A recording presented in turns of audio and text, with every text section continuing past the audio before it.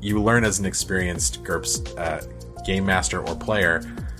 Step one is, what tools are we using? Don't look at the other ones. And I think people get overwhelmed and they think, if GURPS has a rule for it, I have to use it. And that is the impossible and the wrong way to, like, it will slow your game down. What you need to say is, what kind of game are we playing today? And what are the tools we need to play the game? After getting Jared Logan from Stream of Blood on the show, I knew I needed to get his other half, Clint Trucks, on. The stories of how Clint ended up in LA, in show business, and then getting back into RPGs are unlike any stories you've heard on the show before. I particularly liked his outline and explanation of when geek became chic. Clint is not only a really good person, but his passion for RPGs is also very evident. I love everything he's been a part of, and I loved discussing games with him. Now, since we recorded this, Clint has helped launch the newest incarnation of Mystery Science Theater 3000. The link to it is in the show notes.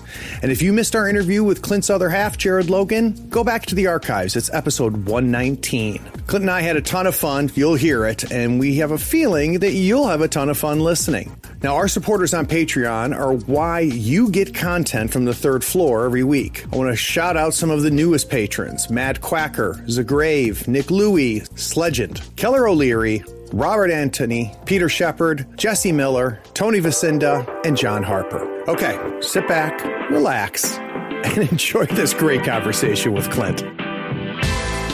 Do you love to unplug and play games around the table? Greetings, friends and floorheads, to Tabletop Talk from Third Floor Wars. If you love tabletop gaming, you are in the right place. Listen as Craig delivers in-depth discussions and interviews with game designers, creators, insiders, and experts. Learn from the people making and playing the role-playing, miniature, and board games you love.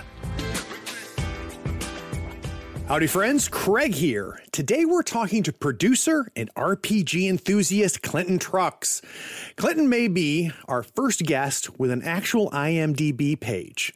He has been a part of over 30 movies and shows. Some of you likely know him for his work as the secret GM on the Stream of Blood network. He's also what I've heard him called the human Google and the producer for one of my all-time favorite podcasts, Ty and That Guy. Clinton is also a lover of role-playing games and has a comprehensive knowledge of the hobby. Clinton, welcome to the third floor. Hey, Craig. Thank you very much for having me here. You've already had the professional comedian portion of Stream of Blood on your network. So everybody, lower the bar. I am not usually a person behind the mic or in front of the camera. Don't get me wrong. Was super excited to talk to Jared, and I thought the Jared interview was fantastic. And I blew smoke on him. I'll blow smoke for you. I've been as excited about this interview as I was about Jared. So, sweet of you to say. I love our network, and you've been very supportive for a long time, and we really appreciate it. Oh, it's great, man. And then I think you and I talked about this when we were chatting. I almost lost my mind when I pieced together that you were on Ty and That Guy. Yeah, kind of everybody on the network has jobs in other sort of portions of entertainment, and because the Stream of Blood network, for as professional as we want it to be, it is our for fun thing we do.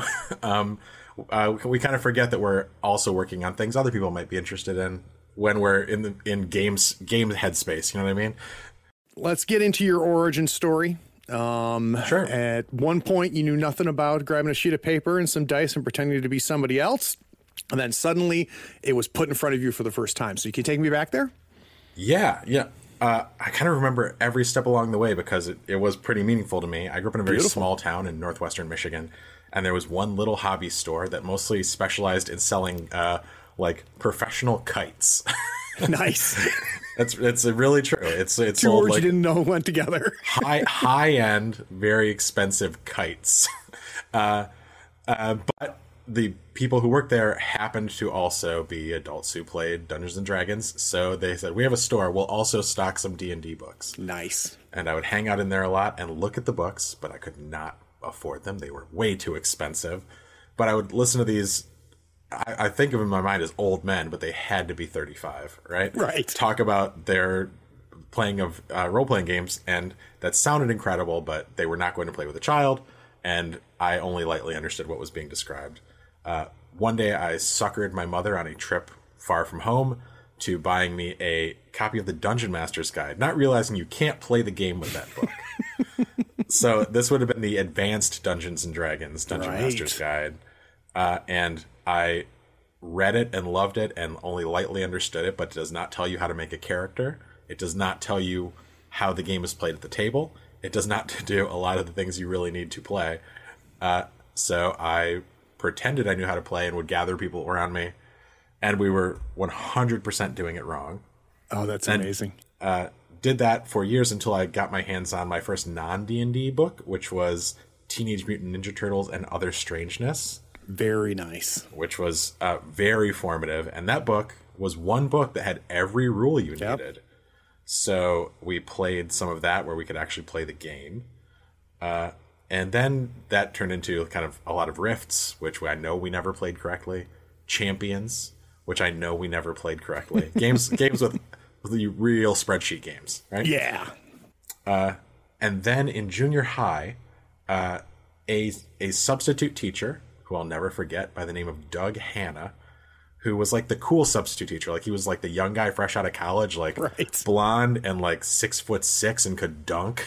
And we all thought he was the coolest guy in the world. Saw me in class screwing around with D&D stuff and said, "Oh, I used to play D&D. If you ever want to play sometime." And I took him up on it, and me and a bunch of my friends played D&D with this like teacher. Get out. For years. And it was the first time we played correctly, and he ran us through a campaign that he had run when he was, you know, a younger man, and it was the first time we like played a campaign where we leveled up and really like did it for real and walked away from the table with stories where it felt like something had happened to us, right? And it was so important to me. And Doug has since passed away, but boy oh boy, he changed my whole life just by saying he was going to play D&D with a bunch of seventh graders. Yeah.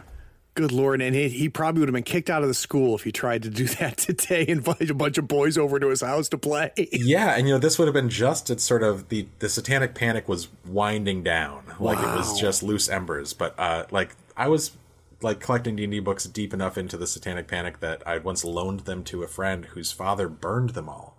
Literally took them in the backyard and burned all my books because it was a satanic influence. And it was, I don't know, at the time, $150 worth of books, which may as well have been $1 million in books. $1 million. Right. Exactly. And there was nothing I could do because it was an adult. Oh, good Lord. So that was high school, Clinton. What was next for you? Because this is usually the part of the story for a lot of people where they're like, you know, then I stepped away and took a break. Exactly right. Did you keep playing or did you also do that? No, a year's long break. Didn't really play anything for the first handful of years of my extended collegiate career. And then I changed colleges and moved in with a guy who I was in that D&D game with me in junior high school, who had moved away to another college and found he had joined a Mind's Eye Theater Vampire the Masquerade live action roleplay group, which at the University of Michigan was huge. No kidding. Triple digit players played all over the campus in the student union, like multiple people, like very organized professional role play. And for those listening that weren't around when this was happening, like this was serious shit. Like this was a big deal. And the people that did this, like they weren't kidding around. Like this was a lifestyle. So I moved in with a guy who was already a gaming buddy, and he was a part of this group. And I was like, well, let's see what this is all about. And the first session, a man in a bunch of eye makeup wearing a mesh shirt with a electrical tape on his nipples jumped out from the shadows and went, "Hello." And I was like, too rich for me. And then I left and never played again. Lines of veils. So now I would be absolutely like entertained to engage that man in a conversation about his La Sombra and Ditribu, whatever nonsense he was engaged in.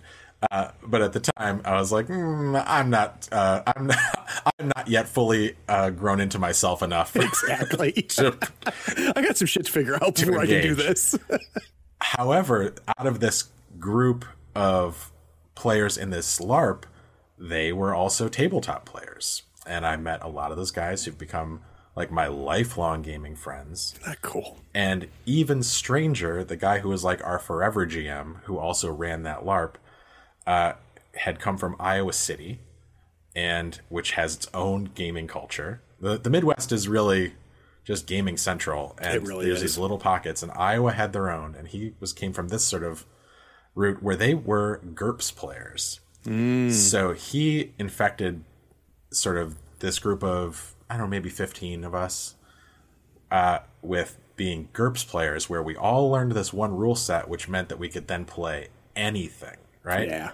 So for a long time, I would say 80% of what we played was GURPS, but in every genre, in one-shots, in campaigns, in like we did westerns, we did horrors, we ran a series of games where we had made ourselves as characters and based them all around a diner in town, where the only rule was they were one-shots, you played yourself, and it had to start at this diner, and then we traded cool. being the game master.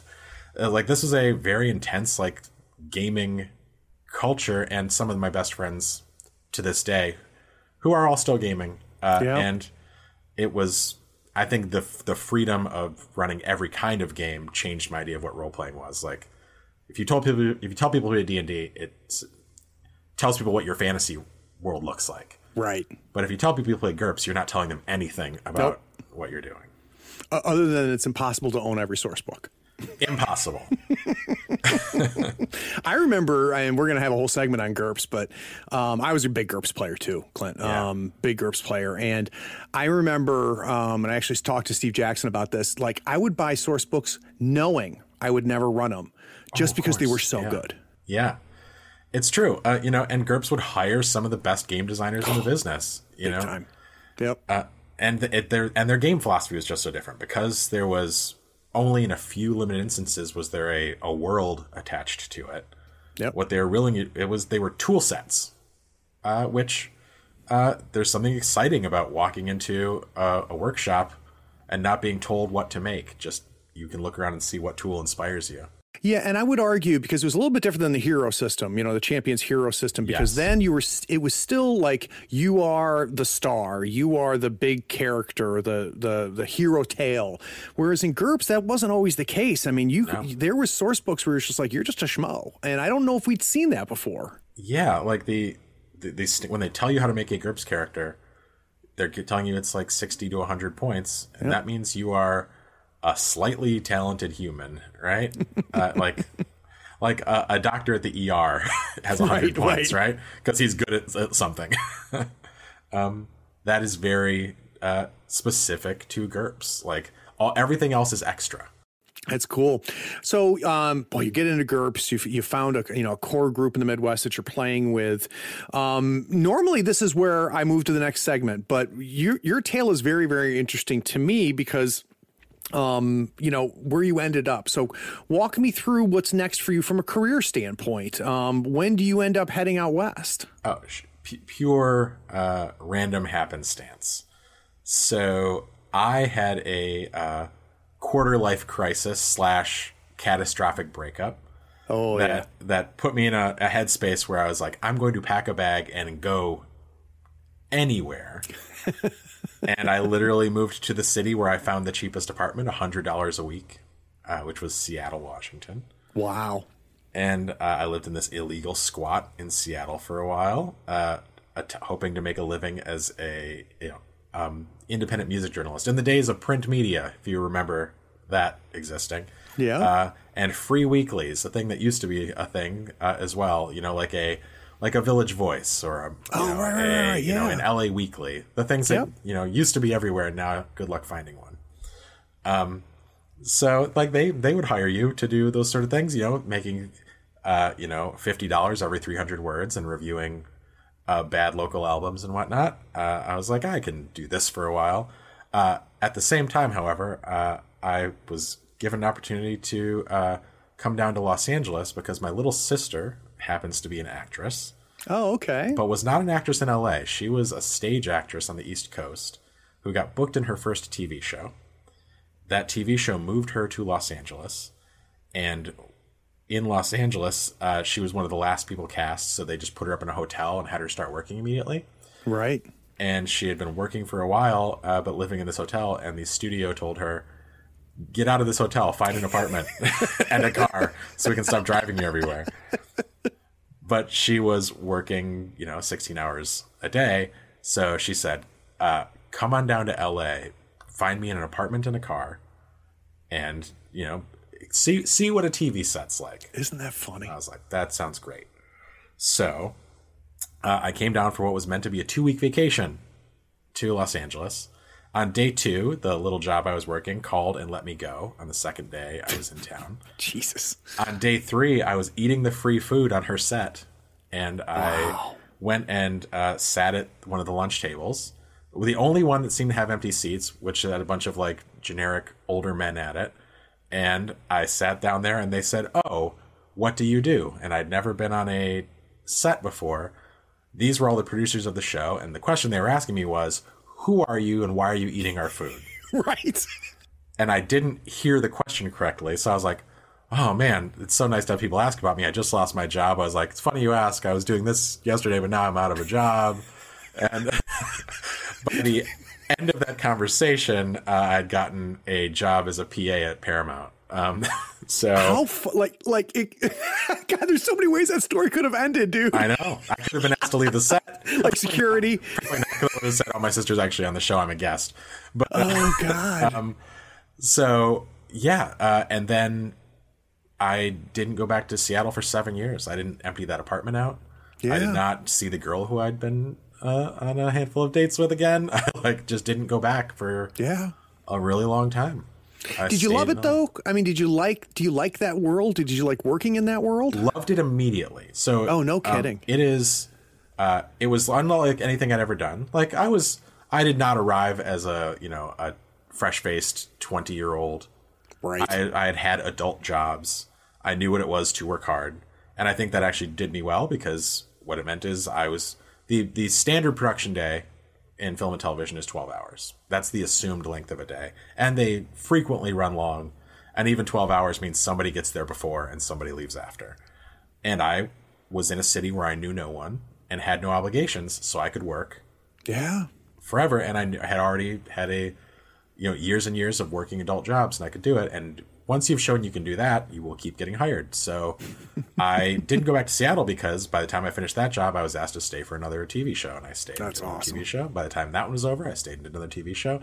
And then on that next TV show, I was hanging out, and to anybody who would ask, I would say, oh, I don't really live in LA. I'm leaving soon. Right. And they'd say, what do you do? And I'd say, I'm a writer. And then on that show, it happened to be that one of the writers on that said, well, I'm going to go showrun a show next season. Do you want to come and work in the writer's room as an assistant, not as a writer? Right. And I was like, yep, let's do that. And then that jumped me out of sort of working in the office of these shows to working in the writer's room. And that show ran for 5 seasons, but I was only on it for 2.5, 3.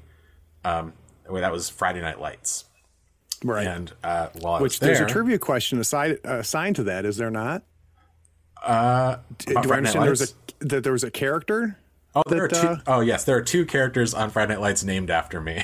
In the first seasons, the kids who run the convenience store are named Clint and Jamie. We were the 2 assistants. And then in later seasons, literally they got the old mean jowly white man who's the superintendent of the school. Or the vice principal. The vice principal of the school is named Vice Principal Clint Trucks. It's so amazing. So I'm like the bad guy on that show. That's funny. So you finished up with Friday Night Lights. While at Friday Night Lights, I met a producer named John Cameron, who had produced the film Friday Night Lights and was a producer on the TV show. And he was going to work in film. And I went to interview with John, and John turned out to be 1 from Michigan, where I'm from. 2, a comic book nerd. 3, had grown up with Sam Raimi and made The Evil Dead, and he and I just caught on like a house on fire. I bet. So then that actually took me out of working at Friday Night Lights, where I was like, I'm just going to hitch my wagon to this guy and go make cool stuff. John also had been the producer of he did, I think, maybe 9 Coen Brothers movies, and in my mind there's no greater sort of artistic living duo than the Coen Brothers. I couldn't love them more. So that put me in the proximity of the Coen Brothers camp, and I went and assisted a producer named Bob Graff, who had become the current Coen Brothers assistant, and did some films with Bob. And while working with Bob, I did a movie called Paul, which was a sci-fi comedy with Simon Pegg and Nick Frost, where they pick up an alien voiced by Seth Rogen. Interesting. Yeah. It's a funny movie. Seek it out. I'm actually in it briefly. I'm going to do that. But you can't miss me. I'm right in the middle of the screen at a Comic-Con scene. So on that, I got to sort of use my turbo nerd skills, and they had me produce the sort of the opening and closing sequences of the film, which are at a Comic-Con recreation. So very nice. But when I did that, they let me give myself my own credit. So when I gave myself my own credit, I did not come up with it. In this scene, we had actually hired a sort of then not super billionaire Robert Kirkman, creator of The Walking Dead, was in the movie playing himself. And I was like, what should I credit myself as? And he said, executive comic book industry liaison. And I said, great.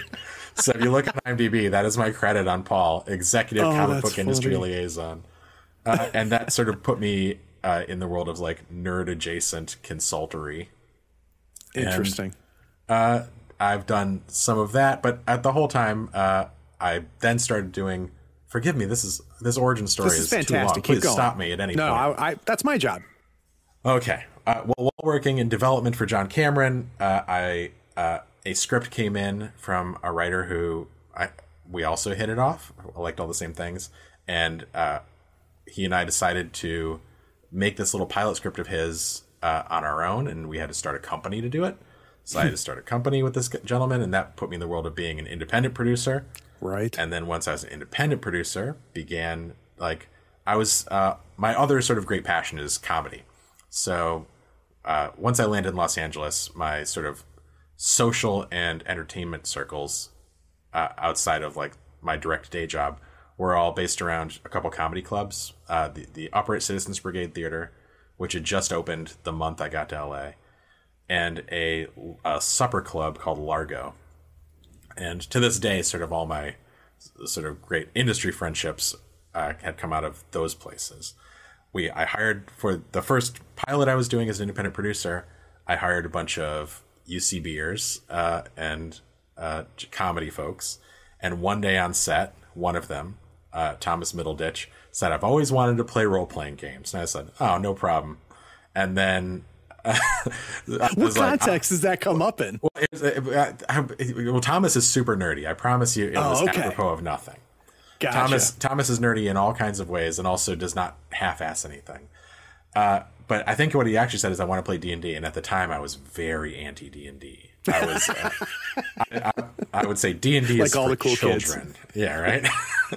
This would like there's no 5th edition at this point. 5th edition, I think, is a beautiful edition, well designed, and a perfect entree for anyone to enter the hobby. Nothing bad to say about 5th edition D&D.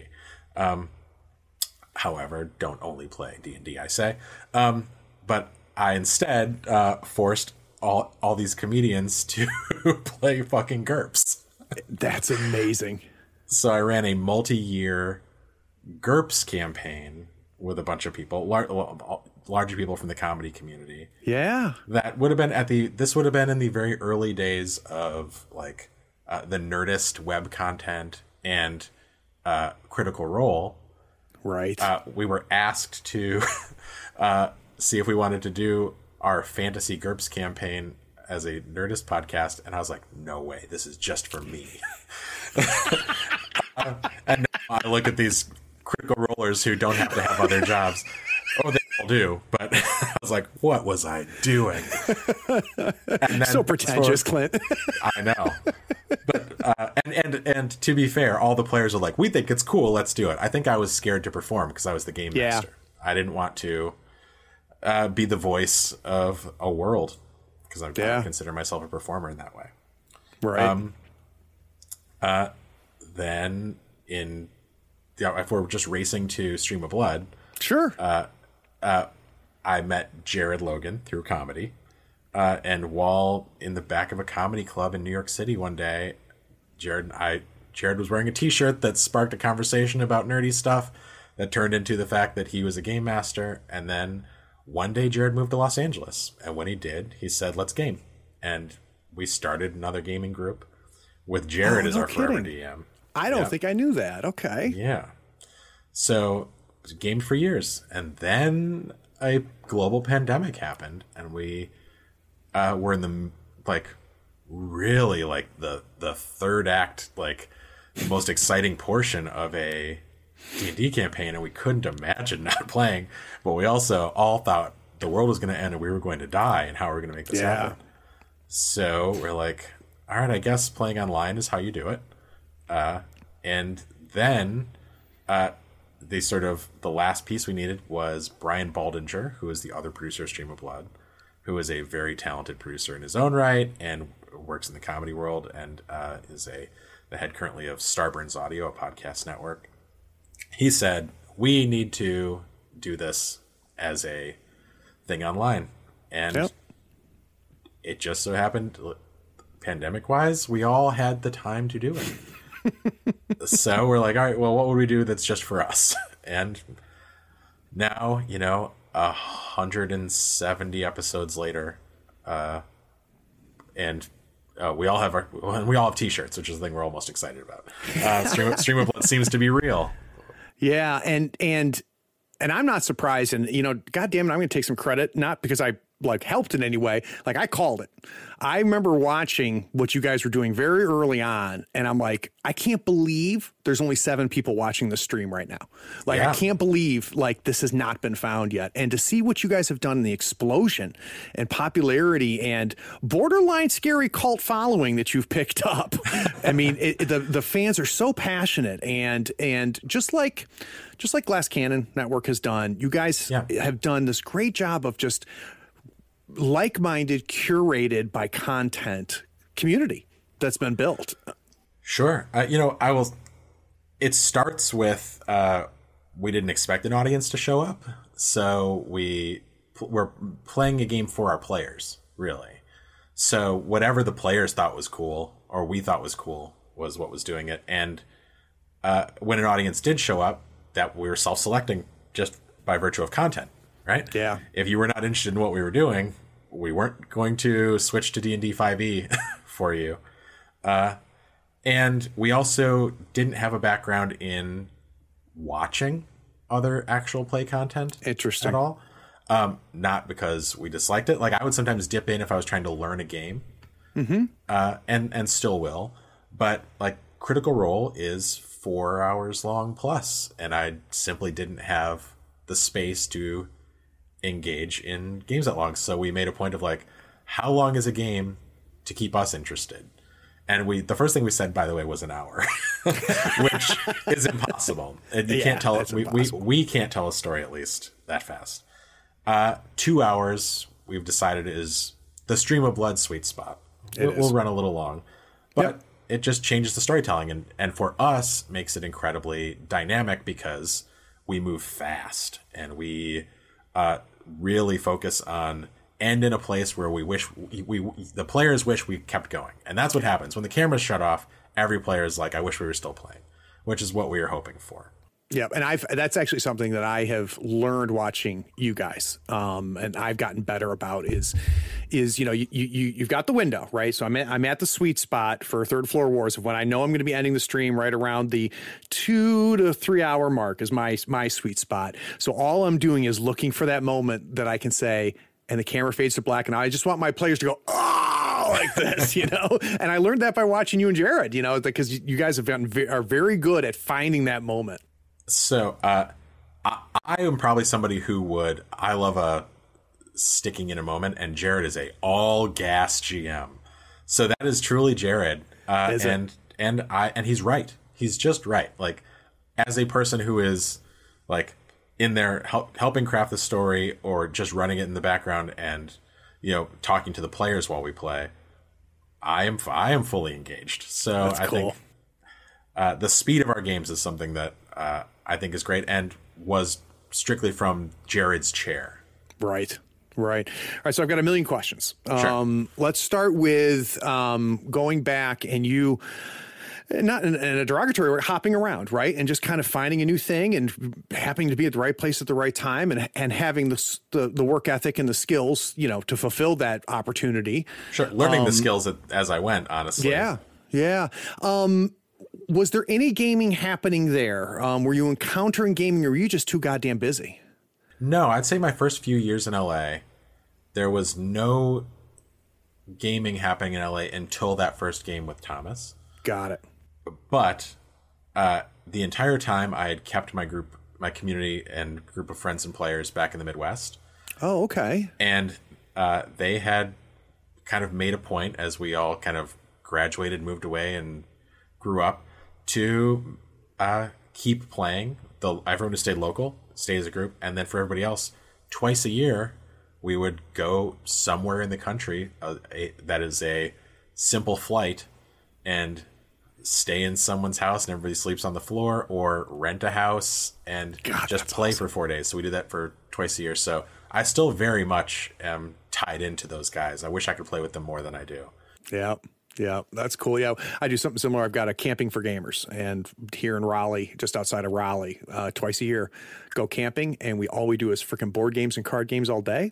We role play at night. We do it for 5 days, and everybody's sleeping there, so none of you sons of bitches are going anywhere. Nobody's wife's calling, and nobody can bring a laptop, and it's that same type of thing. And in some way, you talk about sleeping on the floor. It's kind of like recreating something that we did as kids, right? Where I remember entire weekends. Yes. We go to my buddy's house. And we would eat dinner. We would play till 4 a.m. We'd sleep. We'd eat breakfast. We would play. We would eat. We would, and you would just a whole goddamn weekend. And that's the place where I sometimes I don't want to play a 2-hour game, right? There's the thing where, when we were wrapping up our epic D&D 5e campaign that Jared was running, sort of at the end of pandemic, this is even pre-vaccine, so not even the end of pandemic. We're at the end, and we refuse to get to the end of this over Zoom, right? Yeah. So we all committed to getting COVID tests and hard quarantining for 2 weeks. That's amazing. And then all went up to a house in Lake Arrowhead, California, and finished the campaign in person over a weekend. And by the end of it, no joke, people were crying. Oh, it's so cool. When the game was over, all we did was tell the story of the game back to each other around the table. It really and that's the thing you don't do in 2 hours on a stream. But I'm very passionate about the hobby and the form of storytelling that role playing represents, and those relationships happen at the table. And it's unique to role playing. I don't know. I mean, I love board games. I love war games, 40K, Malifaux, stuff like that. But it's unique to role playing. It's that shared storytelling, that shared mythology. You just don't see it anywhere else. Yeah, and also it's it can turbocharge your intimacy or friendship with somebody, because how often? Well, for viewers of our Vampire the Masquerade game, Vampires of Pittsburgh, the intensity of conversation that game elicits, also off channel, connects the players to each other, because they've got real with each other in a way you would never in a casual acquaintanceship. Yeah, it's fascinating. So during all of this time, you working on all kinds of different projects and stuff like this. This is kind of a cliche question, but I don't care. I'm going to ask it to you anyway. Biggest starstruck moment, where you're just holy shit. Well, there've been a handful, I guess, but it's never quite who you think. I worked on a couple of Coen Brothers movies, and I still I am not friends with the Coen Brothers. I've been in a room a handful of times.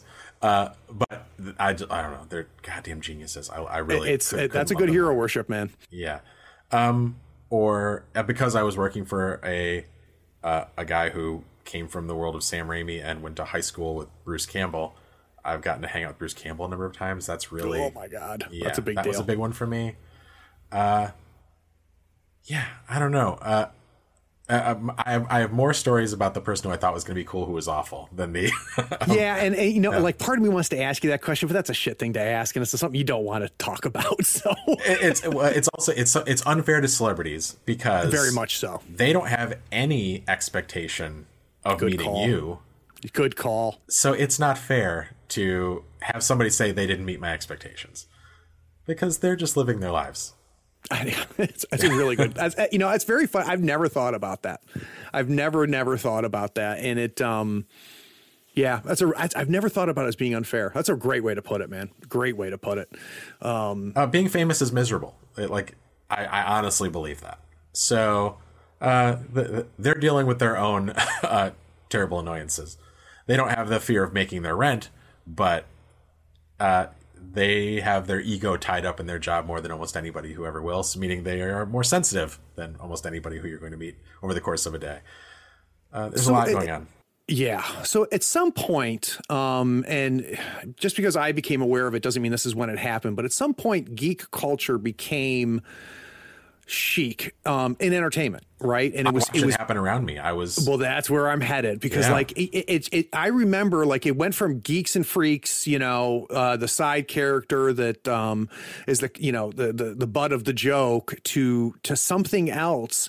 And I remember like for me, it was just like, oh wait, this is all changed, and I couldn't go the progression. Like I'd love to hear your like feeling on what happened there. Oh, I did watch it happen in real time.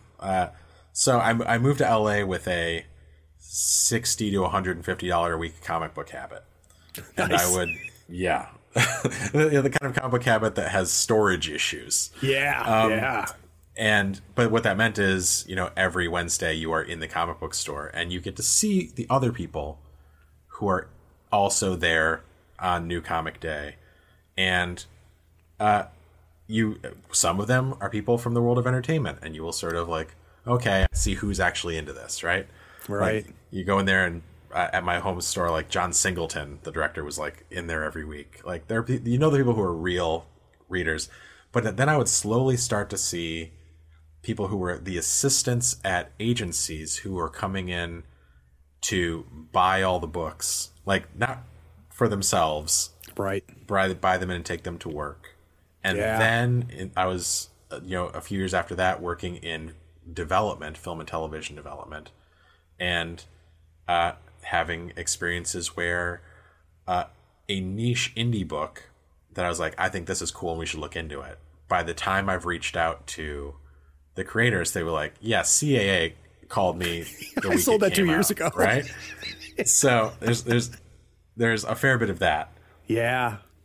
You know, or as I say, working on that film Paul, which had like blink and you'll miss him, Robert Kirkman in the film. Yeah. He was on our set when he got the call that AMC was making The Walking Dead, which had at that point been in various forms of development at various places for years. But and I think that was an inflection point. Like there are a bunch. I agree. But that was an inflection point where the biggest show on television, bar none, period, full stop, and by, you know, a huge measure, is based on an independent comic book, not just a comic book. And the show that is dedicated to only talking about that show is the biggest talk show in the world. I didn't know that. The Talking Dead had way more viewers than The Tonight Show. Isn't that something? Wow. So I did watch the turn happen. I don't think it's a bad thing necessarily, because I think the people who work in comics and role playing and some of the niche, I mean, they're growing less niche, obviously. Those people are underpaid, underrespected, undercredited. Like the Ed Brubaker, who wrote the Winter Soldier storyline for Captain America. Dude, I could nerd out on Brubaker with you right now, but I'm not going to. Oh, I love him. I love him. You know, I met Brubaker once, and I did get a little like, I don't even know if he'd remember it. I was producing a show at Largo. He had no expectation. Yeah, I was producing like a live show, and he had come in to be in the audience, and I was like, oh my god. So he wrote the Winter Soldier storyline which became, to my mind, my favorite Marvel movie. And I don't know. I think I've heard him say he made more on the residuals for the one line they gave him when they put him in the movie than he ever made, That's writing so the hard book. to And believe. of course, he doesn't own any portion of it. Yeah, it's amazing. I mean, I remember interviewed Dennis Detwiller, who's who's the main artist and one of the designers behind Delta Green, and he started in comic books. And and true Dennis Detwiller fashion, he's like, screw all you guys are a bunch of idiots because you're working this hard for no money. And I've talked to a couple people, Clint, and like to this day, the rates writers get for writing for role-playing games like hasn't changed in 20 years, which is just shocking. Well, now we're getting to the problem with our entire economic system and culture, where the price of the value of our currency falls while rent goes up and the cost of education goes up. I'm not going to ruin your show by preaching the revolution.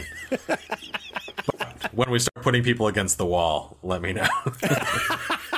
I'll let you know when my order of Guillotines come in, and then you can come over and hang out. Yeah, thank you.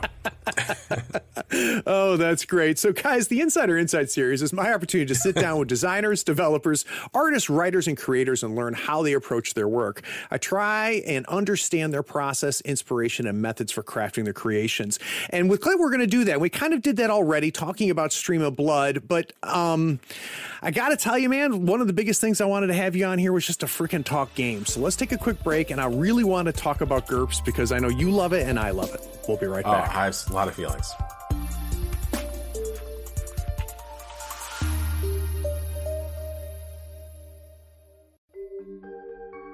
Are you a tabletop RPG player that is considering becoming a game master? Are you a veteran GM that is always looking for different ways to improve your games? GM Mastermind is an RPG podcast that tackles topics catering to the art of game mastering. But Craig, there are a lot of RPG podcasts that do that. Perhaps, but GM Mastermind has the brain trust. It's a guest panel made up of 2 to 3 game masters from different backgrounds and experiences that share their personal insights on a particular topic.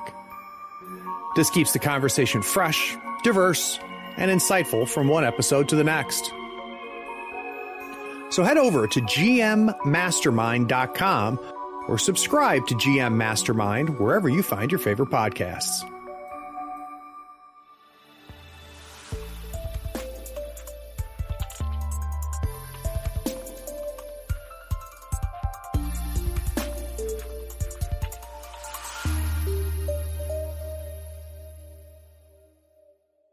How'd you end up with Ty and that guy? Just out of curiosity. Would you believe that the first person I met when I got off the airplane in Los Angeles was Wes Chatham? His first TV show was my sister's first TV show. No kidding. And I met him the day I got off the plane. He's somebody that like there's a certain list of people that I don't know how I would react if I met him in person. And Wes is one of them. And I don't know, there's just something about him.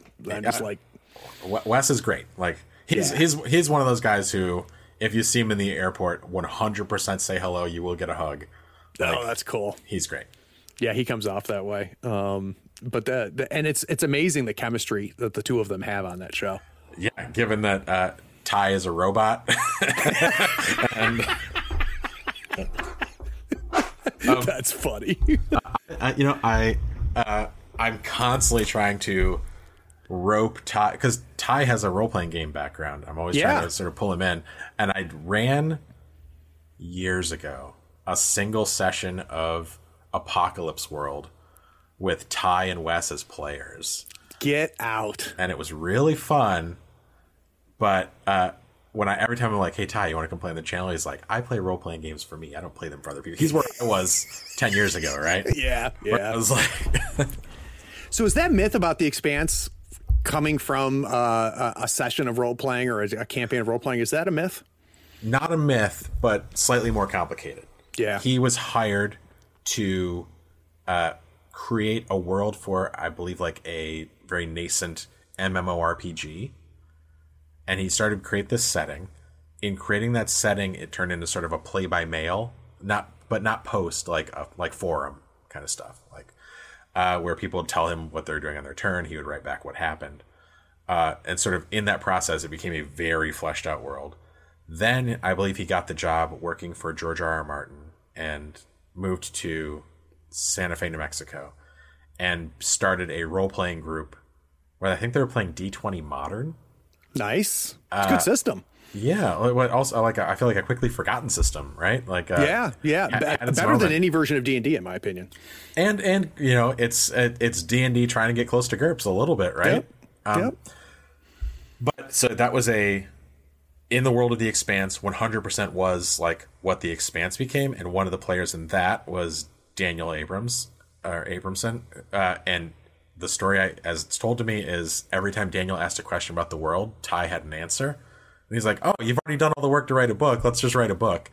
And the book was based enough on the sessions of that game that, like, Miller and Holden were people's player characters. I heard that, yeah. Right? And, you know, people like Shed, the doctor who like gets his head blown off in the first season, like that was somebody's player. Like, that's so cool. So at least the roots of it are from that game. I think they ran out of those stories very, very quickly. Oh, I'm sure. Yeah. But the entire world was developed with the idea of people are going to engage with it in every direction, so I need to fill it out in every direction the way you do a role-playing game, right? Yeah. And it's critical to me how involved they are in that, because as much as I enjoyed their books, I will argue that the show has exceeded the books, and I don't say that very often. Emotionally, I would agree with you. Yeah. Yeah. I think that I have not disagreed with a single change that they've made, and there's things that the show brings, and it's a different medium, right? So it's not the same thing. It's just very rare that I go, you know what? I think I like the show better. I think I would recommend the show before the book. Yeah, it's been asked of, like, we tried to do some Q&A stuff on the podcast, and people have been like, is there anything from the show that you're mad they changed, Ty? And the answer has really only been like things that are impossible on a show that you can't afford to do. But I think that's the genius of that show is Daniel and Ty are in the writer's room, man. So it doesn't get away from them. If they don't like something, they'll say it. Or, like, very famously, like, the reason, like, everybody loves Amos as a character, and that took a while to get to, because what had to happen was somebody else would write the script, and then Ty would go in and do an Amos pass and being like, you don't understand the ways you see he's broken and capable of violence, but you think he's broken and violent. It's not the same thing. And you had to do like this kind of sort of scrub to be like, because Amos doesn't take pleasure in the violence. Amos, it's all to an end, right? And that's something that's really neat about listening to your podcast with them, because you pick up those kernels, right? Ty is really good about, you know, revealing that. And I remember when he said that story a few times in different pieces, right? Yeah. But I remember the first time I heard it, I was like, that's why he's my favorite character. And that's why not only is he my favorite character in the book, because they present a stereotype. Right. So even in the book, you're like, this is the stereotype. And on the show, Wes just fucking kills it. He kills it. And you're like, Amos on the show's a little different, even. You know, he is. Like Amos in the book is gruffer and uglier. And like, he's like when people see him, they're all like, that guy looks like he would hurt me. No one thinks that when they see Wes. Right. No. And another example where I like show Amos better than book Amos, and I loved book Amos, right? Yeah. But it did such a good job of taking a stereotype, and then as the show develops, and my wife watches this, and my wife hates this shit, and she loves this show because they do so good. All right, so I'm with you. It's one of the great shows to recommend to people. It really is. It's the thing. It started on Sci-Fi, and it starts pretty dense, right? Yep. So, but if you can get any degree of buy-in from a viewer. Like, it's a show that wants you to understand and be interested and engaged. Yep. It is not. It is a show that is sci-fi, but it is not nerdy because its interests are political, not technical. Right. Yep. Yeah, it's got that Asimov Foundation feel to it in a lot of ways, which I'm also very excited about the new Foundation. Oh, dude, I'm equally excited and scared, but everything I'm seeing makes me less scared, more excited. That we're living in a year where we're going to get to see Foundation and Dune done with budgets. Can you imagine? What an old nerd utopia we've woken up in. I mean, I say this a million times on the show. I'm like, had you told me blank, right? Had you told me they were going to make a Thor movie, when I was reading Thor as a kid, I would have laughed at you. Unbelievable. Doctor Strange, Iron Man, for Christ's sake. Yeah. Like, who would have thought? Like, Iron Man is going to be the biggest movie, and will change the industry. Change filmmaking entirely. Right. Exactly. And the guy that brings that to it, he's going to get Star Wars too, by the way. Yeah. It's just... The guy that brings this to us was the fat guy from PCU. Exactly. Oh, God, it's amazing, isn't it? Absolutely amazing. So a story that I've brought up a million times, listeners are tired of it, is my gap, right? My 20-year gap of not playing role-playing games. So in high school into college, it was GURPS. I'd given up played a bunch of stuff, given it all up because same way you, just like, shit, I can do everything. And the quality of the source books that were coming out, like I ran everything, Western, Star Wars, everything, in GURPS. When I came back, the whole industry had changed. The art of role playing had completely changed. But I want to go back to my love of GURPS, and I think you're the only person I've really met and talked to that I think you like GURPS more than I do. Well, here's the thing. As you say, the art of role playing has changed, and I have a really profound appreciation for the work being done right now. Or Jared has said a thing in public that I fully agree with, that Blades in the Dark is the best designed role-playing game of the last 20 years. And that is a game that has an anti-GURPSist philosophy, right?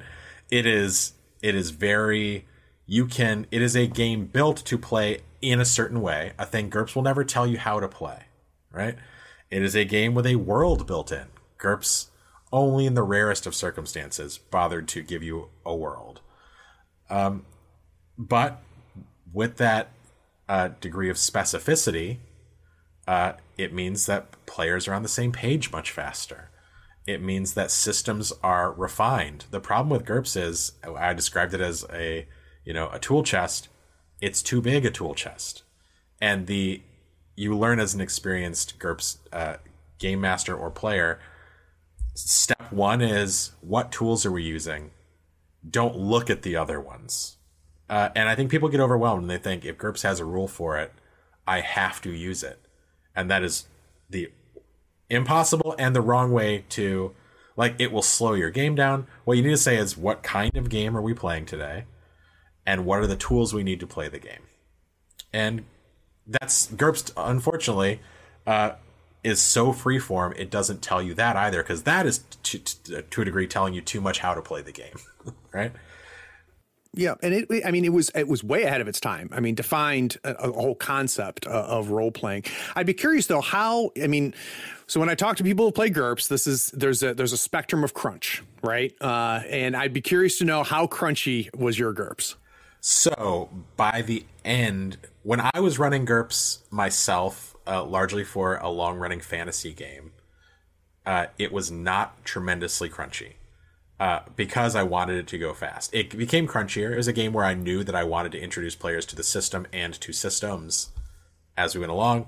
So you start them as kids, all they need is the core book. Then they learn magic, and then we add a book. Then they, one of them decides he wants to be a duelist, we add a book. Well, and that is one of the beauties of GURPS too, right? It literally is, what is it you like? We're just adding these elements slowly. However, when we played with my gaming group in Ann Arbor, it was almost everybody was, I would say, journeyman or better with GURPS, which means that characters were incredibly complicated, and it was largely about, I had a crazy idea, how do I make it work? Which is also one of the beauties of GURPS. There is no idea you have that the system can't find multiple ways to implement. So then at that point where everybody's good at the system, it's being elegant, right? So when someone came up with a particularly elegant idea, then we were all excited about it. And so GURPS is a system, as you say, not a game. So anybody who's like, I don't want to play with, that system, or anybody who says, I don't like GURPS, I like D&D, it's not the same. It's apples and oranges. I completely agree. Yeah, I completely agree. And and my view is skewed, I think, Clint, because of how much I loved GURPS, right? And GURPS was multiple years of my life in role playing. But like, there's things that I don't think get enough credit, or where GURPS doesn't get enough credit, because I don't remember and have yet to come across, as I'm doing this, these series of interviews, as I learn the industry, like the concept of disadvantages, I think was if not first at GURPS, it was the first time it was fully implemented. And you think about how that is, like, it's everywhere now, right? Sure. And the crafting your disadvantages is almost the key part of making your character. Oh, it's huge. Right? Yeah, it's absolutely huge. And then the other one that I think has a huge impact that doesn't get is quirks.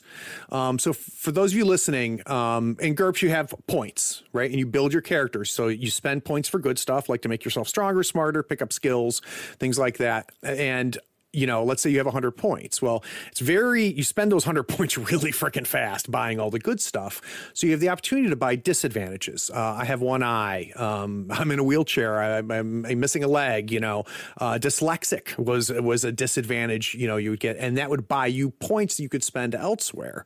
And then you could get yourself 5 points by giving yourself 5 what they called quirks. Each one was worth a point, and it would be small stuff like a catchphrase. Yeah, I spit on the ground. Exactly. It's just little.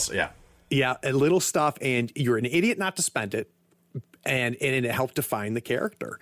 And to your point, Clint, it was like that was the best part about building the character.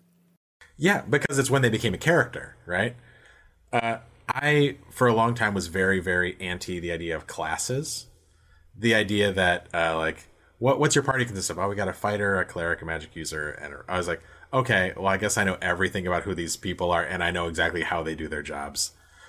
Snooze. Like, instead, the question is, when we say, who's your party, who are your characters? It starts with, well, he was born in the...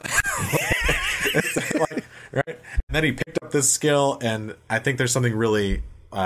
It changes the way you think about it. It does. And also... when we say GURPS is a system, not a game, I think GURPS teaches you how game system works, right? GURPS is so stripped down in that respect, you begin to think about things like the bell curve of roles. So when we talk, it's like, I love the storyteller system, and I love the worlds of World of Darkness and whatnot. I don't love the way dice pools work mathematically in terms of establishing successes and failures and how exciting a critical failure or a critical success can be. Whereas the elegance of 3d6 plus or minus is this just beautiful math of a curve where there are numbers that are going to come up statistically far more often than anything else, and numbers that will not. And then you can gauge everything of this is easier, this is hard, in a very intuitive way once you understand how that swing works. Right, exactly. And other systems do it. You can do it with fewer dice, or with, adding or removing dice, like a Blades in the Dark, which assumes, 2 dice, but some things will add, maybe you got 3 or dice get added. Yep. Or Apocalypse World, it does Sure. It's the exact same thing with 2 dice instead of 3. And it took D&D a while to get there to realize, coming from the world of THAC0, which I also have some fondness for, but a D20 is a super swingy, the math is swingy. You are as likely to roll a 1 as a 20, as likely to roll a 20 as a 10, right?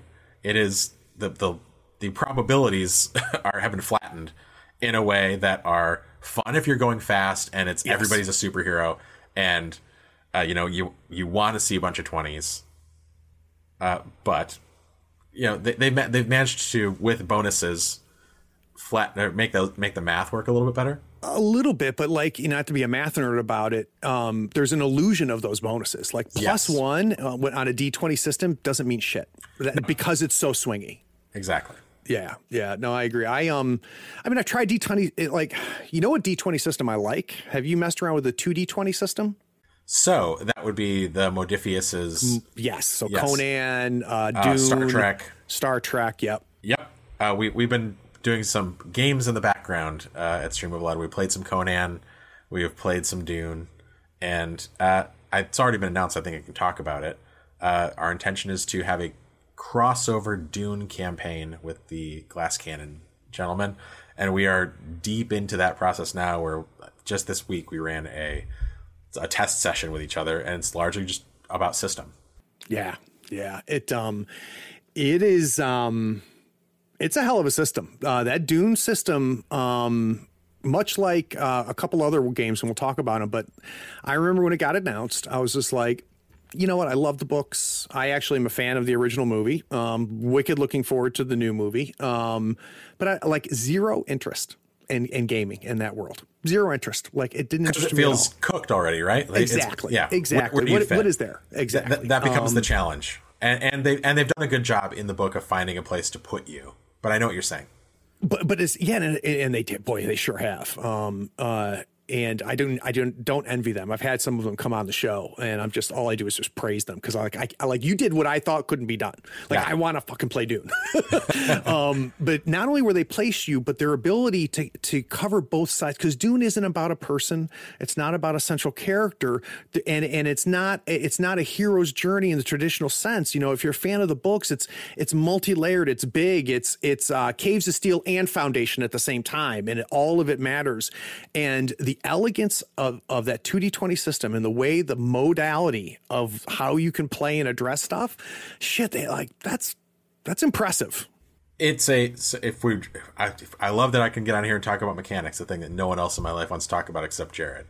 But the idea of adding these pools of dice that become communal and are expended to make the game cinematic is really elegant, because if the intention is to make a game feel the way reading the books or watching the movies does, if you want to feel like Conan, when it's important, can do incredible things, but he worked up to it. He didn't do it in the first swing of the fight. And he got his ass kicked along the way. And the also does a thing that's very important, is realizing that the game master is playing the game too.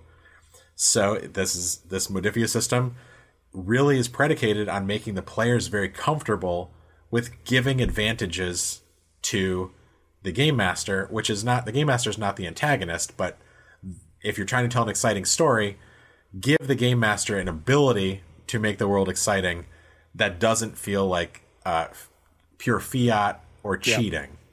Yep. So giving threat, I think, is the term in at least one of these games, is not a thing you should be scared to do, because it makes the game better for everybody. It's really neat. And I, the one thing I told Chris when Chris was on the show is I said to him, the other thing I love is, you can play 2D20. What do they have? Achtung Cthulhu. They've got Star Trek. They've got Conan, Dune, Dishonored. I think it's 2D20. They've got several games. The implementation of the threat and momentum, it's the core and the same. It's all in all of them, but they're, each one of them is tweaked, and it's tweaked to fit the game and the world.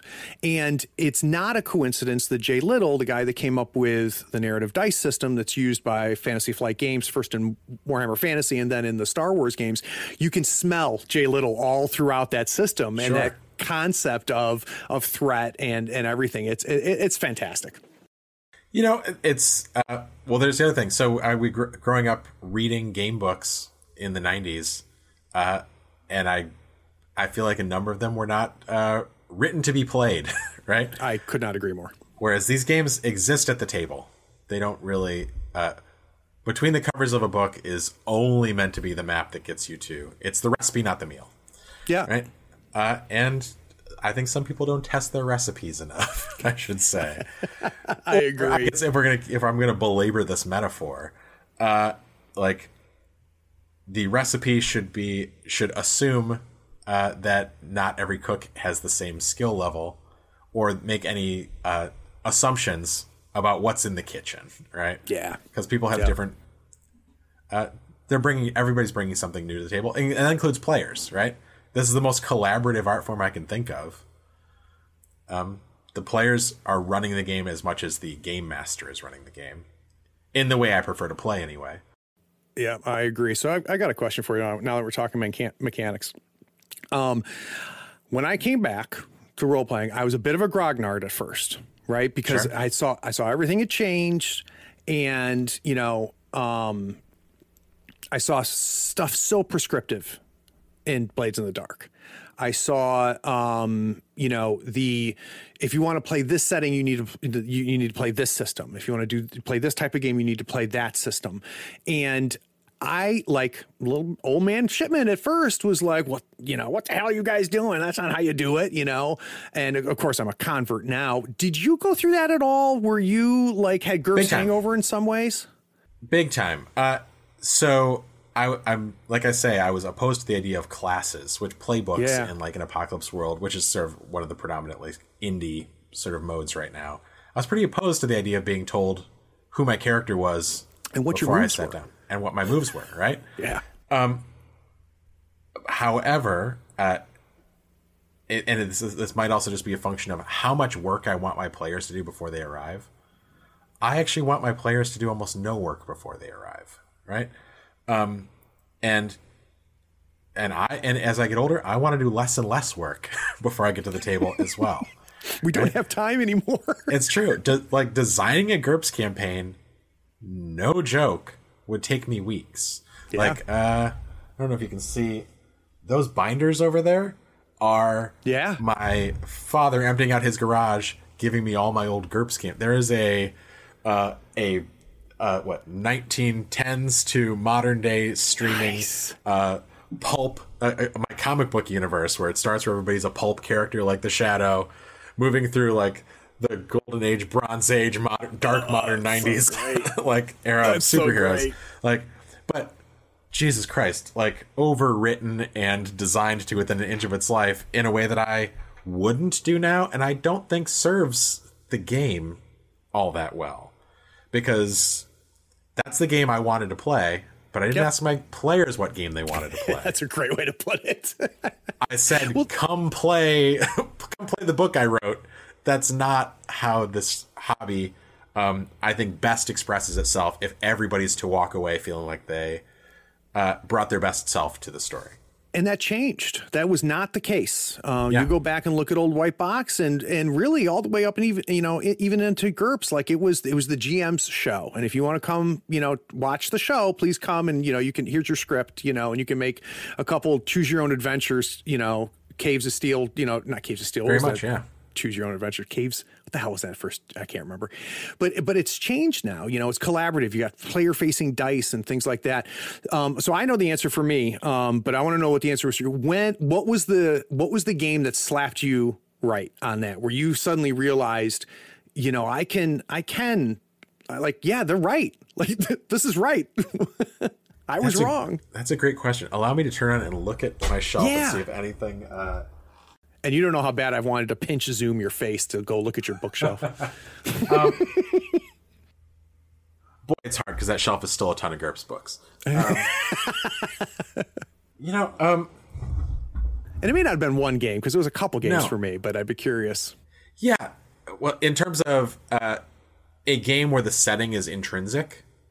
Where the setting is intrinsic, or it's it's hyper specific. Apocalypse World, where I'll never forget when I saw Apocalypse World, and I'm like, this is all I can do. That's not role playing. That kind of attitude. Like I'm trying to get a sense of when you turn, because I know you turned the corner the way I did, and I'm trying to get a sense of maybe what pulled you around. It's not. It happened more recently than I would like to admit.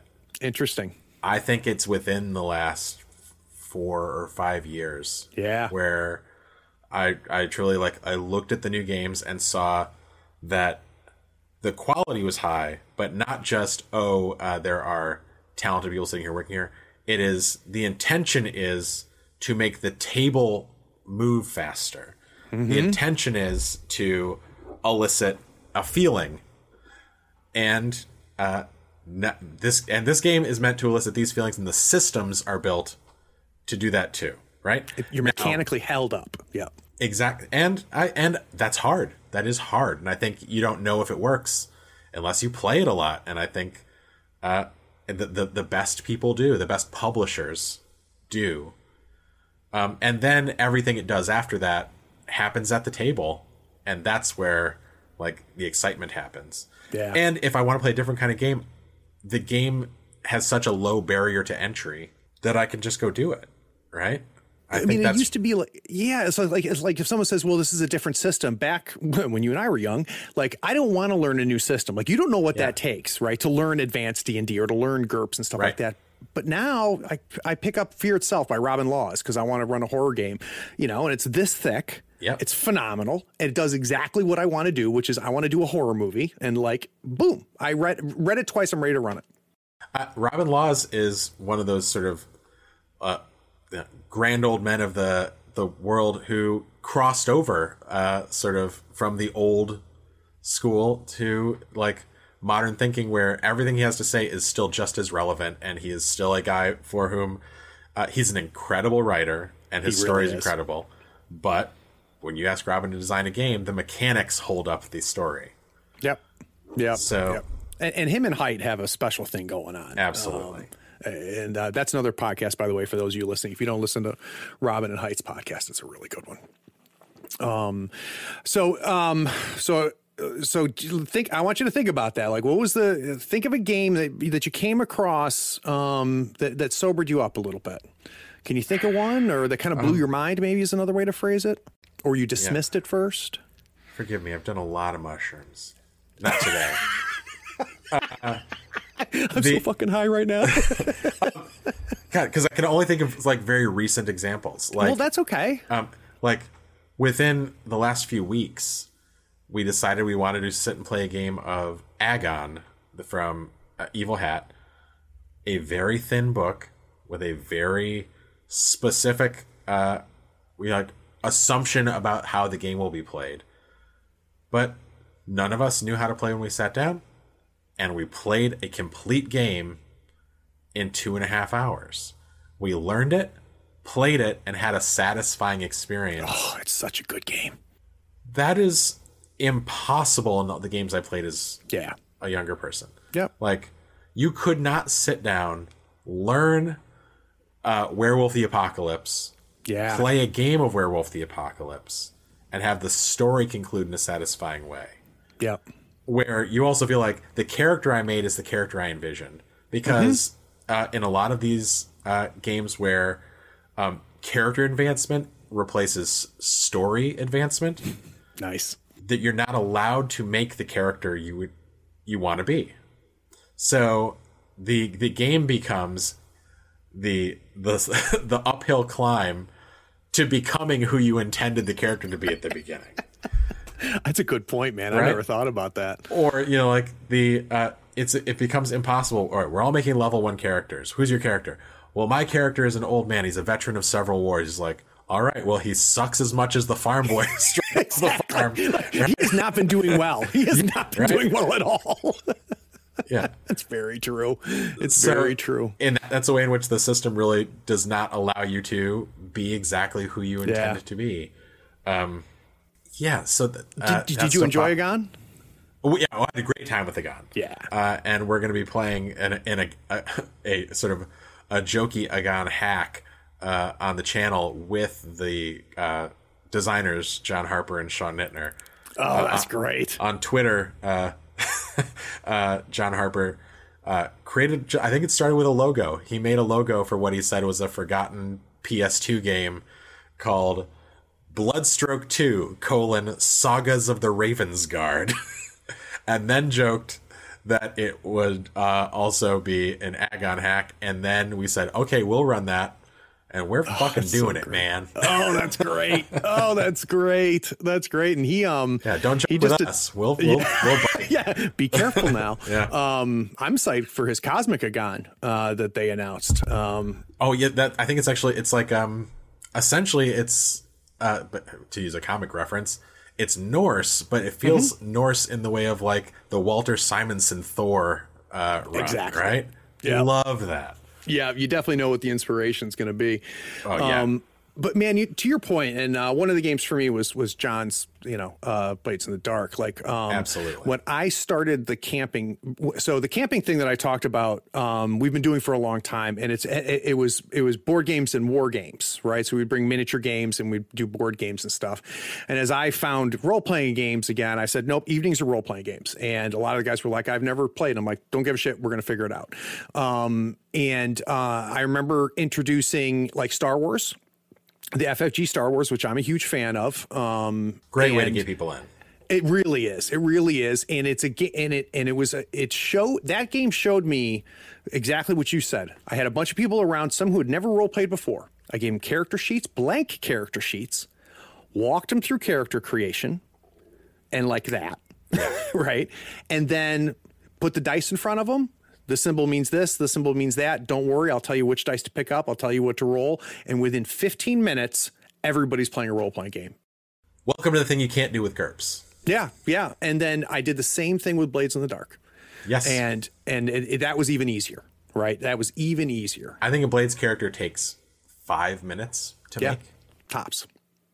Yep. And what I love, and this gets into John's design talent, is you can put the character sheet in front of them and they're looking at the game. Yes. And if someone has never role played before, you can just say, look down. It's all right there. What makes sense? And have you had a chance to play Tuesday night's games Mothership? Oh, dude, a huge Mothership fan. Love Mothership. Mothership is a game where the character sheet is also the rules flowchart, right? It's a flowchart. It's so smart. And also a game that like it is mechanics meant to hold up a certain style of play. Yep. And you pick it up and you don't need anything else. It's so good. No, and Mothership is another game that I've played at the campsite for the exact same reason. And again, I can put blank sheets in front of everybody and go, just walk with me. We're going to walk through this. Now we got characters. 10 minutes later, let's start playing. It's great. Now, here's a little funny story for you, and I'll ask you, and it'll bring me into my next thing I wanted to ask you about games-wise. So I found Mothership, and I'm like, oh, shit, this is great. Like, for so long, I've wanted to play, like, space horror, right? Yeah. And Mothership just nails it. And what's great is Mothership lets me do aliens, or it lets me do, some cosmic shit, right? Sure. And Cthulhu, type stuff. And Mothership carries it. The one time we ran it on the channel, it went full Cthulhu pretty quick. Well, that's Logan, right? What are you going to do? Jared's going to make it weird no matter which way you go. And so then a buddy of mine was like, hey, Craig, have you checked out the Aliens role-playing game? Yeah. And I'm like, I couldn't be less interested. Could not be less interested in that game, partially because I'd found Mothership. And two, it's just like, dude, where do you put yourself in the story? Yeah, I've seen the movies, so same type of thing. Like, they wouldn't shut up about it and whatnot. And I picked, holy shit. Beautiful. Have you fucked with that yet? Haven't played it, read the book. It is gorgeous. Talk about just beautiful design. And everything you and I have been talking about, mechanics built and just surrounded to hold up a specific experience, the hidden agendas in the cinematic mode, and the triggers for XP. Yeah. Right. Having a trigger. Did you make money this session? and just like telling you how to play the game. Yeah. And it's awesome.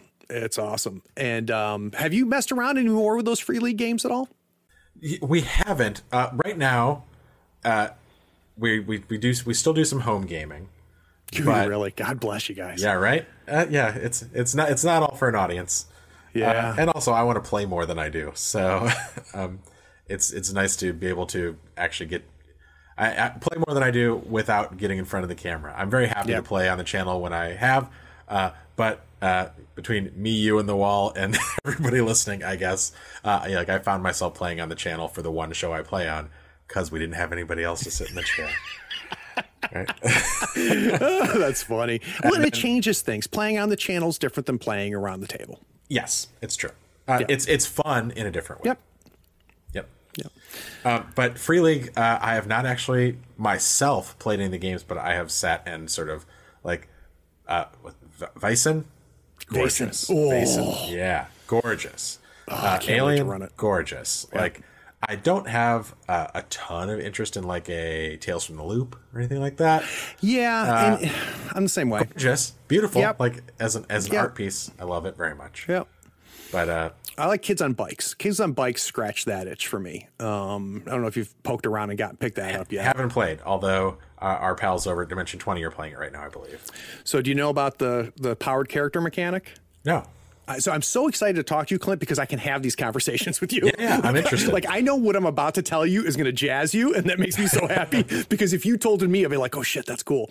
So, Kids on Bikes, it's if there's a mechanic we like from another game, we'll steal it and stick it in any game. We don't care.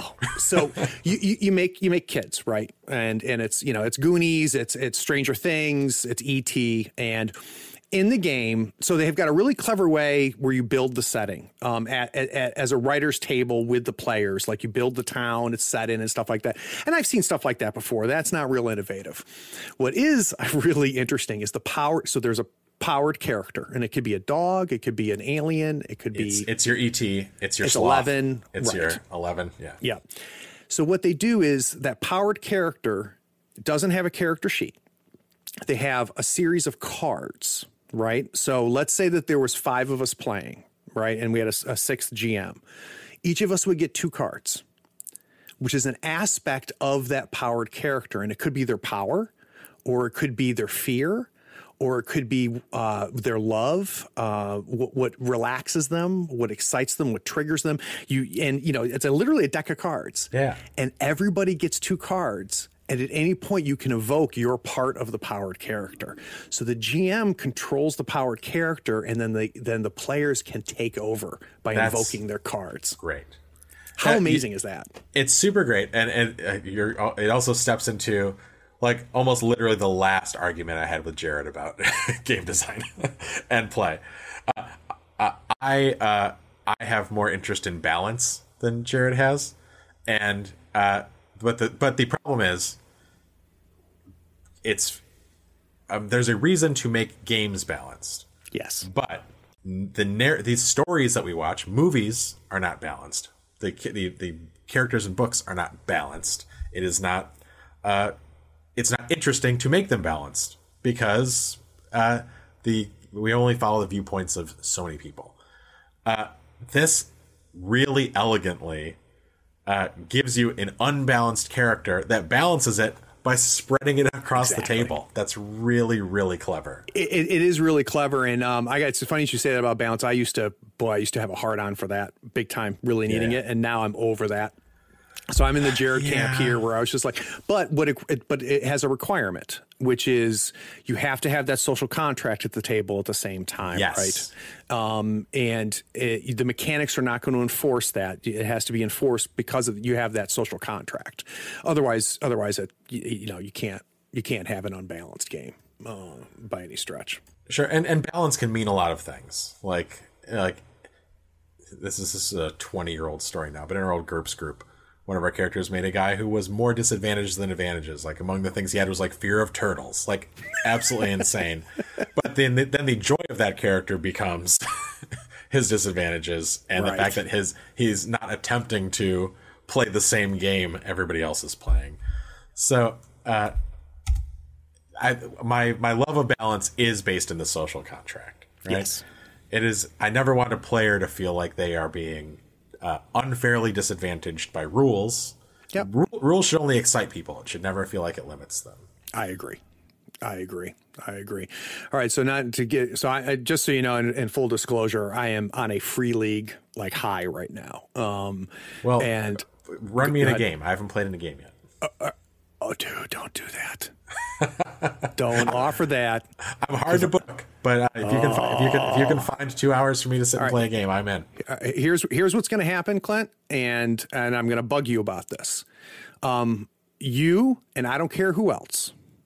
I'm going to run Forbidden Lands for you, because that's the game that I know. As little as I know you, I know you're going to wrap your head around that game and just go, holy shit. So I've looked at Forbidden Lands, and of course, you're right. I got super horny for it.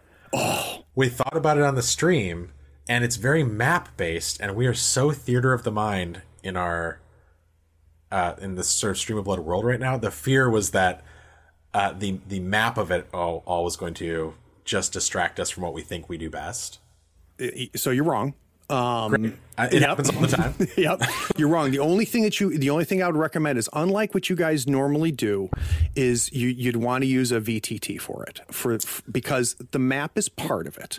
But Sure. when I run it on my stream, we bring up the map, the hex map. They move from hex 1 to hex 2. Then boom, we go right back to just faces, right? So it only comes up for the mat, just so people can go see if he's going north and going south. And but oh boy, and I just have a sneaking suspicion, because it's a game where you read the game as a mechanic and go, that's clever. Ooh, I can see that. But you feel it and you play it and you're like, holy cow, like that's good. So standing offer for you, Clint. If you want to find a couple people, I am there. I would love to run it for you. So you just tell me when. I'm interested. I'll move heaven and earth to do it. I'll lift the or part the Stream of Blood curtain a little bit and say we have done no VTT stuff for the simple reason none of us are good at computers. Like, every one of us came from the world of entertainment. Yep. But Jared is a writer performer. I was a self-admitted writer, Luddite when it comes to technology. Yeah. Oh, and it's worse than he admitted. Right. Somehow I know the most, and I'm still not great. Like, I come from the world of, I'm a creative producer, right? Yeah. And then Brian is he casts shows, right? He knows everybody in town, but he's not. We come from the world of filmed entertainment, but all of a sudden now we're holding the cameras and we are very uncomfortable. So I look at every Twitch show but ours has more technical savvy. Yeah. Which we're keenly aware of. We know where our talents lie, but we're trying to raise the game, technically speaking, for both the audience and ourselves. Part of our problem is that we play with a lot of, we have a larger player pool. You really do. Than almost any other actual play I agree. setting. We pride ourselves in having players who come from the world of not actual play and are playing for the first time with us, and we're getting for their performing talent and their storytelling ability and nothing else. So we tell them, you don't have to learn anything, you don't have to download anything, you don't have to. And the day we have to tell people they have to download something and learn a piece of software, we're like, now we can only play with the 8 people we know who know how to do it. Yeah, and when I'm talking to you about Forbidden Lands, I don't know if it would work on Stream of Blood. What we do is very specific. It may be incredible, but the learning curve to make Jared comfortable enough to run the game he knows how to run might be high. Yeah, but what I do know is, renting a house in California for a week, you put out that hex map in front of Jared, and you run Forbidden Lands for him, and he's gonna fall in love with it, right? And afterwards, still probably wouldn't want to put it on Stream of Blood. Yeah, but I just know it's a game you would enjoy. Oh, listen, I hate to bring everything back to GURPS. I miss hex maps so much. Dude, I miss a hex map. And think about how bad our hex crawls were. Hex crawls were bad. And when you see how hex crawls is handled in this game, it's just like, whew, man, it's good. It's very so excited good. about it. Yeah, you'll like it. And you already talked about Vaesen. Vaesen's another game that I wrote off at first too. This is, by the way, ongoing story with me and Free League. Every one of their games, I go, I have no interest in playing it. Another fantasy game. That's exactly what I want. I haven't played enough fantasy games. And then I get Forbidden Lands and I completely fall in love. And Alien. Vaesen, I'm like, okay, whatever. It's Cthulhu in Sweden. No, it's not. It's a lot different. And being able to open yourself up to throw away your preconceived notion. Jared hated Blades in the Dark when he was first introduced to it. Oh, it doesn't surprise me. For all this, Jared's a super creative guy, and he's like, this is telling me what my game is, and how dare they? Offended by the idea that the character sheet had names on it.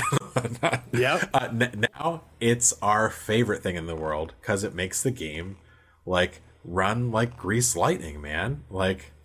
You guys live on the show, you converted Joe O'Brien.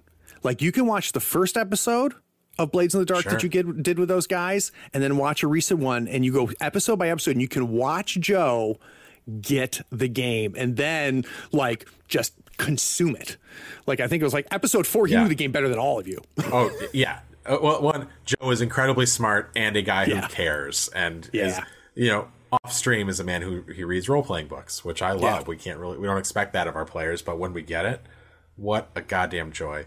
I will take a moment, I guess it's because it's come up, to say, like, as we said, we didn't not come from the actual play community, and our connection to Glass Cannon came from almost outside that community. Troy from the Glass Cannon, I believe, went to college with Brian Baldinger, our producer.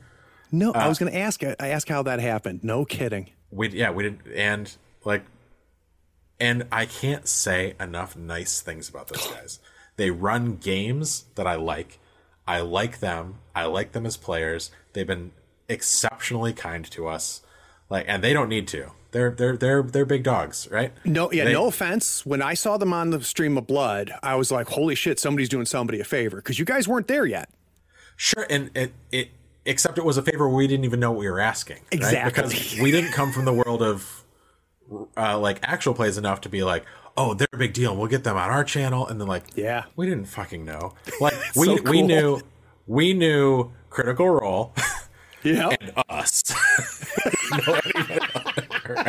That's funny.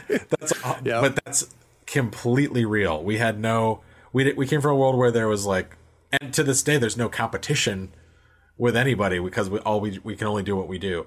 I am the biggest evangelist for what we do, and I think that what we do is special, and our audience will grow as people find out about us, because I think what we're doing is like very specific to what we are entertained by, and that audience is bigger than currently know we exist, which is fine because it means we get a chance to get good at it. And it's been really neat watching you guys, Clint. It really has been neat because you guys were good from go, and what you've done in a year and a half now, less than 2 years. I mean, it's been that long, has it? Yeah. God, I guess we probably started in. I think we started in March. We started the month the pandemic started. So just over a year now. Yeah. It's incredible. It's absolutely incredible. When I saw Joe and Troy on there, I was like, oh shit, that's a big land. It's funny to find out that it was just like friend of the friend with Troy. 100%. To come on. But I mean, to your credit, like, they were smoking what you were growing from go. And they were all in, which is awesome. It's a credit to you guys. Well, Troy showed up as an early player in our Call of Cthulhu game and was just like immediately a kindred spirit as a player, right? Yeah. Which was really exciting. And then they did not need to be supportive of us in the way they have been, and I just can't say enough nice things about them. Any fan that has come to us through the Glass Cannon has been like exceptionally cool and smart. Like, just their niche is a legit community, and it's really a community of really good people, really, really good people. In the same way that you guys are curating as well. I feel the same way about, the SOBs as well. And it's a testament. Joe and I when I interviewed Joe, he and I talked about that, how certain content almost curates a community and just creates this connection, which is awesome. All right, dude, I have occupied an hour and a half of your time. You're super busy. We, like I love to do, completely threw out the call sheet and just shot the shit, which makes me super, super happy. But before we go, was there anything on the call sheet you were dying to talk about that we didn't hit? All right, let's see. I wanted to finish. I think we hit basically everything. And tying that guy tradition, I thought about trying to get you to do top 5 games, but I think I'm going to skip that. I think we just covered we talked about so many different games, which makes me happy. All right, so Clint, obviously I'm going to link to Stream of Blood. I'm going to link to tying that guy so people can get their hands on that. If they want more though, where should they go? So if you want to see me in front of a camera or behind a microphone, good fucking luck. I don't do that much. Craig asked me to do this, and I was happy to do so. But for the most part, the face of Stream of Blood is the incredibly talented and funny Jared Logan. So don't come to Stream of Blood if you're expecting to find a bunch of me. I'm there every time. I'm helping create every bit of content you see. But Stream of Blood has a more talented face than mine. But Jared's the first one to say that it would not be what it is without you. So don't downplay that too much, my friend. Sure. I've count myself very, very lucky that Jared Logan lets me work in the world of role playing, which is a passion. Yeah. But I don't have to get over my insane anxiety about speaking to people. Isn't that funny? Because I've got Jared to be the mouthpiece, and I can simply write ideas like, kill that guy, and then 30 seconds later, watch it happen on the screen. You're the puppet master. Yes and no. Like where it tends to work in Secret GM world is I blast Jared with my ramblings and observations and ideas as we go, and he cherry picks the ones that are heading in a direction that makes sense or inspire him to do something. So it's totally collaborative. We were wrapping the show up, and now I've got a new question for you. I'm not going to let you sure. go yet. What's your favorite of that time? So what is one time where you saw something, blasted it to Jared, and it happened, and you were like, I was so proud of myself. There are certain characters that their voices speak to me, and I will frequently write little monologues while a scene is happening. Nice. Jared and I have a shared document where he can see me typing in real time, and I will script style just write in character. That's amazing. And then it's not particularly subtle or anything. You can see Jared's eyes glance over and he's reading what I've written. Yeah. It gives you the cool thing of Jared gets to be in the moment and play with the players, and then you get the thing that a book has or a TV show has, which is the bad guy gets to say the fucking cool ass thing because somebody had a chance to sit and write it down, which is just it's a nice thing that can happen when all the stars align with the way we play together. Yeah. We've just killed a character in Vampire named Miss Sonia, who was my favorite to write things to say. Like the voice of Miss Sonia. Jared, once he came up with what Miss Sonia sounded like, I was like, oh, she is going to say the nastiest shit. I was like, all right, now say that she's gonna kill her best friend in front of her parents. And that feels really good when it comes off. Yeah. Because I also get to see the players react, and it feels like I'm playing. Right? Oh, I bet. Yeah. And it's interesting when you say that it takes an interesting load off of Jared in the fact that it frees him up. And I have completely stolen the Secret GM thing from you guys, by the way. So one of my patrons and a good friend of mine now, because I used to run the stream and run the game at the same time. It's like, shit, man. And now I've got Nick helping me out. We couldn't do it, yeah. Oh, yeah. Nick is now helping me out, and it's completely changed everything for me. Like now I can just play, which is good. So now I might steal your little Google Doc idea too. That's pretty slick. Yeah, I mean it works well for us. And also I just know it's hard. Running a game's hard. Yep. Spinning plates is hard. And also if you want to be respectful of what the players have to bring, it means you have to pay as much attention to them as they're paying attention to you. And Jared's very good at that, but he also the story's going somewhere. And whenever I can just lift the load enough that Jared can be 100% invested to what's happening, I think it makes the game better. I agree.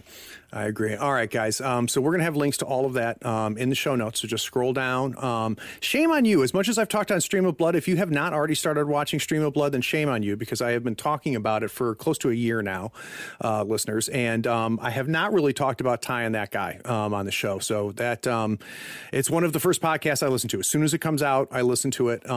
Should we tell people what it is? I don't think we've even mentioned. Yeah, I guess so. We should. Go ahead, please. Oh, sure. Ty and That Guy is a podcast from writer-author, one half of James S.A. Corey, the authors of the Expanse novels, and Wes Chatham, actor, who plays Amos Burton on The Expanse. And it is loosely about The Expanse, because on a lot of episodes we talk about an episode of the show. We're going to run out of those before you know it. Yeah. So it's mostly about the things about which they are very nerdy and mutually nerdy, and that is usually Kurt Russell. There's a lot of Kurt Russell. Everyone loves Kurt Russell. It's about movies and Die Hard. Yeah, they love Die Hard. I love Die Hard, but Die Hard doesn't belong on every best of list. You're not religious about it like they are. I'm not religious. I love Die Hard, but come on, guys. That's so funny. Yeah, so it's a free-form conversation between a very, very talented writer and role-playing game player in Ty Frank, and a very, very talented and thoughtful and funny actor, Wes Chatham. And I produce the show, and largely because they say things that infuriate me, I've begun to pop in more and more. And I love that, how that's been progressing, because I started right at the very beginning with you guys. And funny story for the listeners. I did not realize, I knew Clint from Stream of Blood before I realized, I just, for some reason, didn't make the stupid connection in my head until the first time I heard your voice in the podcast. And I went, holy shit. That's the same guy, which is dumb. Like Clint Trucks is not a there are not two of me. There's only two Clint Trucks. That tells you how smart I am. But and what I love about that show that you guys do is what you just said. So we do get the behind the scenes director's commentary on The Expanse. And at the beginning, early episodes, that was the majority of the show, which I absolutely loved. But to a certain degree, with an episodic TV show, you've already said things, right? So you can't keep saying the same thing over and over again. So you run out of less and less new stuff to talk about. And what I love is what you have filled it with, which is 2.5, sometimes 3 of you guys just nerding out on movies, on popular culture, on games and stuff. And it's fun. It's phenomenal. And the 3 of you, the 2 of them have an amazing chemistry, and really now you becoming more part of the show, Clint, has added to the show, even if you're a foil at some times. Yes.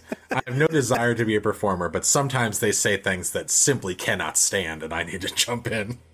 And guys, so it's they have the conversations we have around at the end of a convention when we're having beers at the bar, which is Die Hard a Christmas movie, right? Or is Die Hard a hostage movie? It's those types of conversations where whether the right answer or wrong answers means nothing in the universe, but we are going to argue about this and we're going to discuss this like it matters, and in the way that only us nerds do. Yeah, there's a top 5 in every episode. And I stand by none of those lists. They, I mean, some of them are not wrong. I tend to agree with Ty more than Wes, but here's what it is with me and Wes is I may not agree with Wes, but I understand Wes's choice, right? It makes sense for Wes. I'm like, yeah, of course. Yeah, that makes total sense for you. Or I tend to agree with Ty. And then when you pipe in, I'm like, finally the voice of reason. Yeah. Well, I mean, there's the analytical robot of Ty Frank. There is the all emotion and heart. Just passion, of a Wes. And then, there's someone who's right. Who just comes in. Exactly. Oh God. Clint, this was, like I said, dude, you're super busy. And you found, just over 90 minutes to spend with me, and I really appreciate it. Thanks for your support over the last year. So appreciated. Dude, I no bullshit, man. I guarantee there's four subscriptions that are completely because of me. You wouldn't be where you are. All 4 of you. No, we value everyone. If you want to talk to us, come to the Discord. Pop into the chat. It's a great Discord, man. Again, proof of concept as far as curating the community. It's I'm 50 years old. I'm not a big Discord guy, and there's 5 Discords I look at, and yours is one of them. So. If you want me to be mean to you in person, come to the Discord.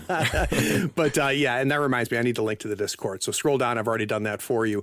But most importantly, you sat around all the way to the end. You listened to this whole thing, and I want you to know I appreciate you doing that too. Take care.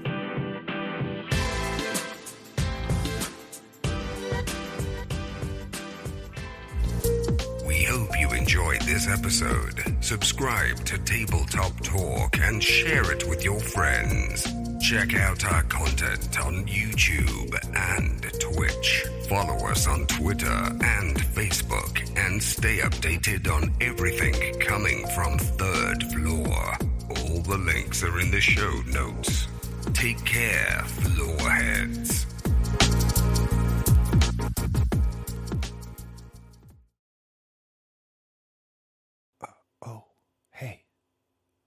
you still here?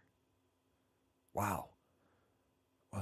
Well, the episode is over, but if you're bored, why not go to patreon.com and support the show for as little as $1 a month? Yeah, you can just scroll down and get the link.